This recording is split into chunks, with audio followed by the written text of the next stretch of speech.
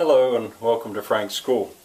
I called this series today, the 36th day, the Fonte Fria, but it's also a Parterre. And there's going to be a second video. This is a false start. I'll tell you about it in a minute. A third video, which is my experience with the Fonte Fria, and then Shirley's experience with the Fonte Fria. Fonte Fria means fountain, cold fountain, and it has another name which I speak in the one video, but I can't remember. Anyway, at the beginning of it, we make a false start. Bussaco is a woods, it's a forest, and the palace is part of it, and there are many paths and walkways, and it has a long history. It goes back over 1,000 years, I think. There was a monastery there, the monks, an interesting history which I someday will read more up on. If I were going to spend a whole day there, I'd certainly study it.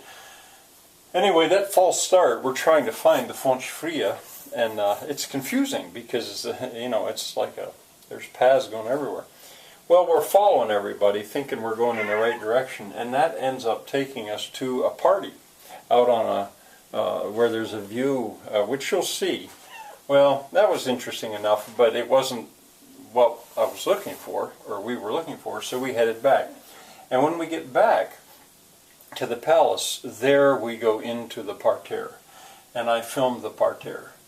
That's going to be this one, that video right there.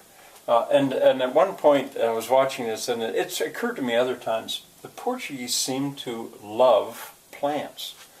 Not just the Parterre, but also the trees. I've seen it again and again. I mean, many people love plants, and maybe the Portuguese aren't that special that way, but it has occurred to me.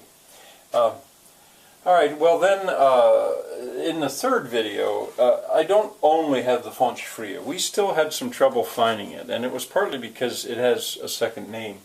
And we went in the wrong direction at first. And we went to a fountain called the Fonte Thessa. That you'll see, and if you want to know more about it, you could pause and read about it. Very interesting. But still, that wasn't it, and we were having trouble. We didn't have that much time.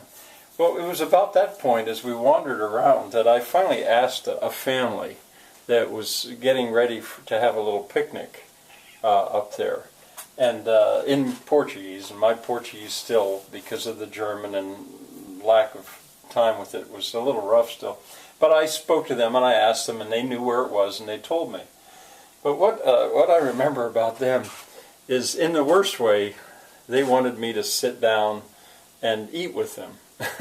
And it was tempting, because they were just so nice. Shirley was there too, and I said, well, I mean, she wasn't close, but I said, no, we have to go. And they said, oh, please sit down. And in retrospect, maybe we should have, because they were just so friendly. They were ready to have a nice time, and I'm sure I would have enjoyed that.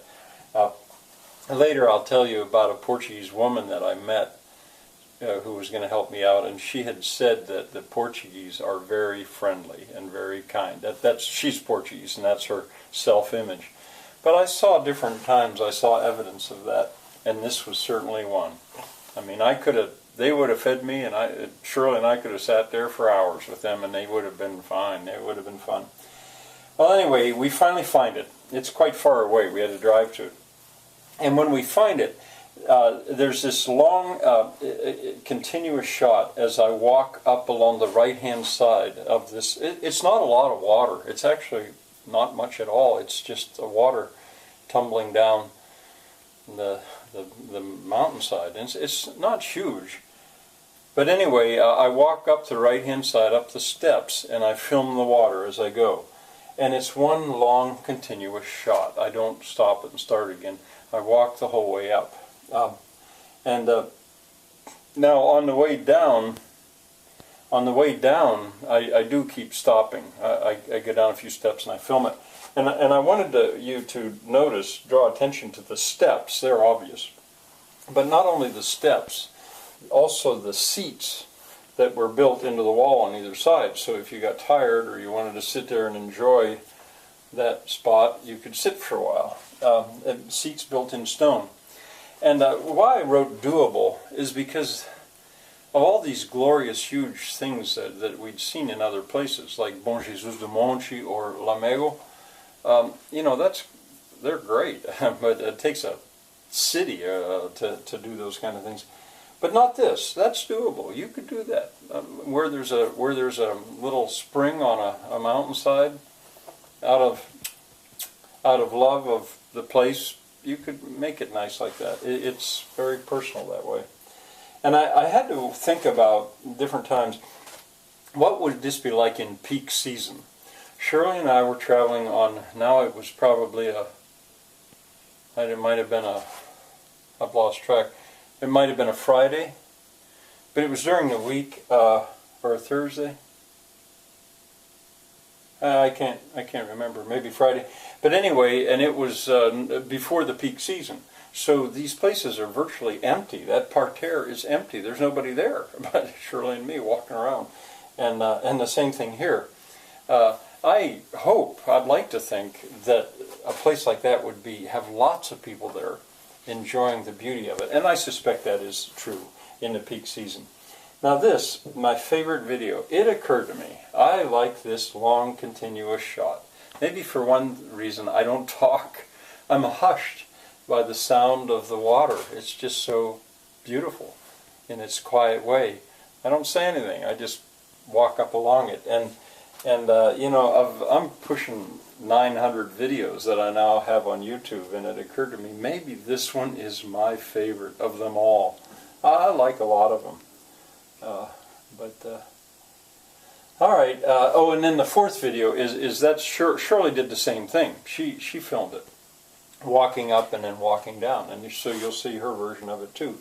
Always just slightly different. Okay, see you next time.